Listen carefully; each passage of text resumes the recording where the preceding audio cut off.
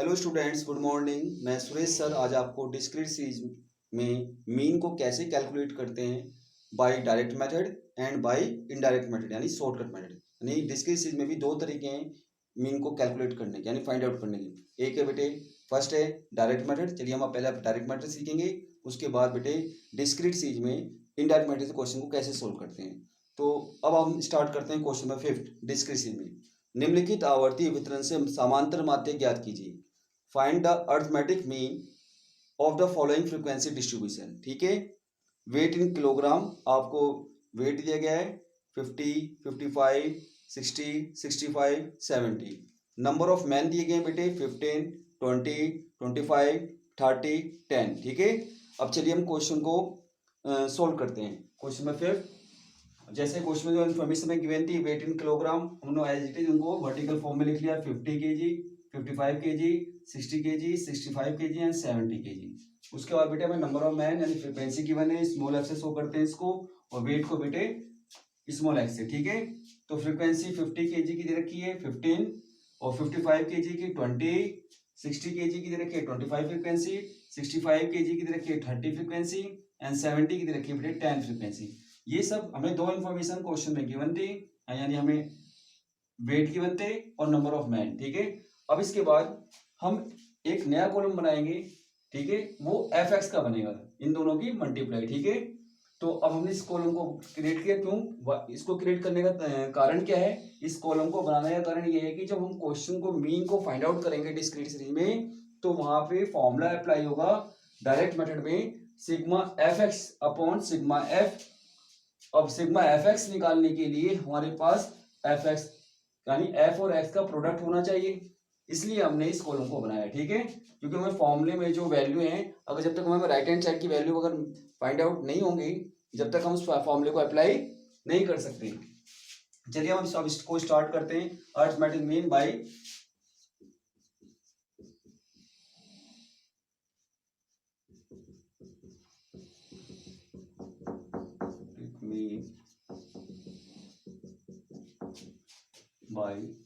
Direct method.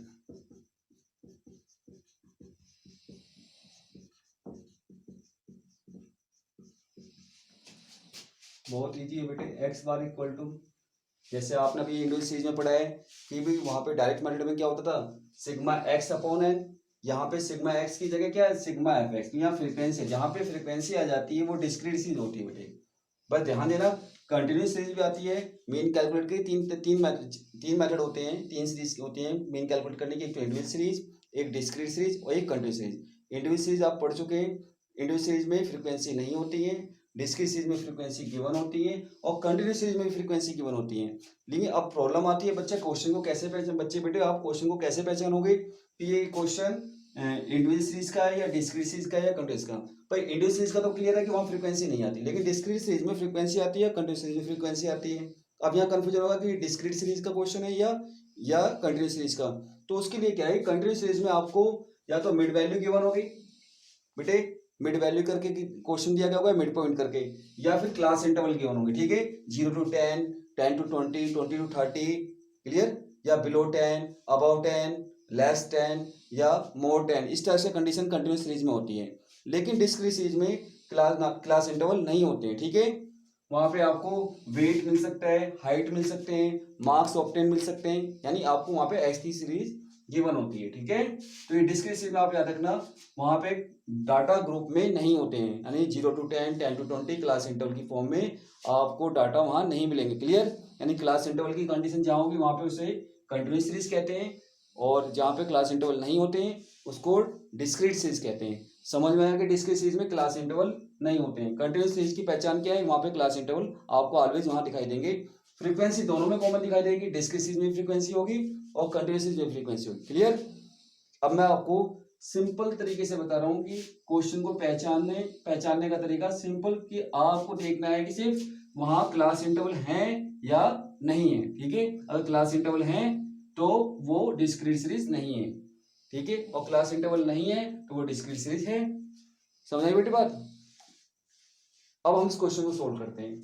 हमारे फॉर्मूले की इसकी वैल्यू है sigma F X direct method में।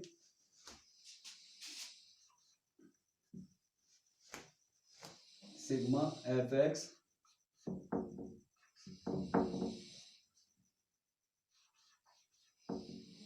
Upon sigma F. अब वैल्यू अपने इसको पुट करेंगे बेटे, sigma F x upon sigma F, ठीक है। X bar equal to sigma F X की वैल्यू बेटे 6000 और डिवाइड में सिग्मा एफ की वैल्यू बेटे 100। 0 से 0 कैंसिल, 0 से 0 कैंसिल। आपके पास एक्स बार यानी मीन की वैल्यू डिस्क्रीट सीरीज में आपने मीन की वैल्यू फाइंड आउट करी है, वो आपकी आई है 60। कितनी है बेटे? यही आपका आंसर है, ठीक है।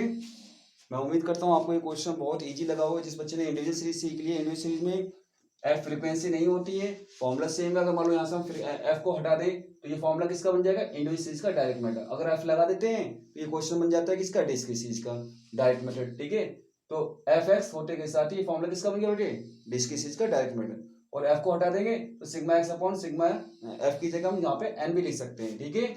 फॉर्मूले में हम यहाँ पे एन भी शो कर सकते हैं। एन का मतलब सिग्मा एफ ही, ठीक है। Number of item clear.